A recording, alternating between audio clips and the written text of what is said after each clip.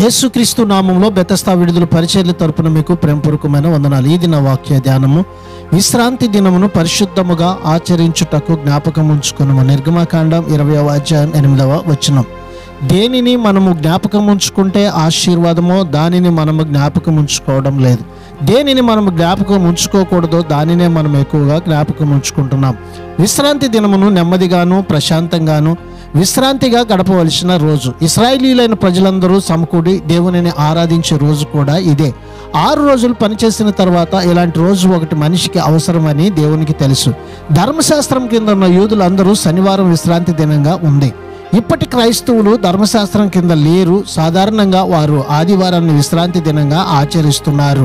విశ్రాంతి దినాన్ని విశ్రాంతికి, ఆరాధనకు, అలాగే దేవునితో గడపడానికి ఉపయోగించుకోవాలన్నది ముఖ్యం. క్రొత్త నిబంధన గ్రంథం అంతటిలోనూ ఎక్కడా శనివారాన్ని విశ్రాంతి దినంగా ఆచరించాలన్న ఆజ్ఞ క్రైస్తవులకు ఇవ్వడం కనిపించలేదు. ప్రార్థన. పరిశుద్ధుడా, ప్రేమగల తండ్రి యేసయ్య, మరొక నూతన దినాన్ని మాకు ఇచ్చినందుకు నీకు వందనాలు, స్తోత్రాలు చెల్లిస్తూ ఈ విశ్రాంతి దినాన్ని పరిశుద్ధంగా నీ మందిరములో నీతో గడిపే ధన్యతను మాకు దయచేయమని యేసు పరిశుద్ధ నామములో ప్రార్థించి అడిగి వేడుకుంటున్నాము తండ్రి.